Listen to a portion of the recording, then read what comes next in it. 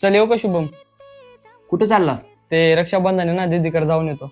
Okay ठीक आहे, जाऊन ये. काय रे, तू पण कुठं चाललास? अरे उद्या रक्षाबंधन आहे ना, बहिणीकडे जाऊन येतो. तू नाही चालला? जाणार आहे ना. आता याला कसं सांगू मला बहीण नाहीये म्हणून. बहीण भावाचं नातं किती सुंदर असतं ना.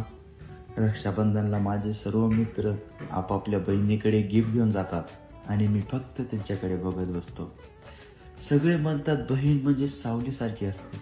मग माझ्या वाट्याला सावली का आली नाही?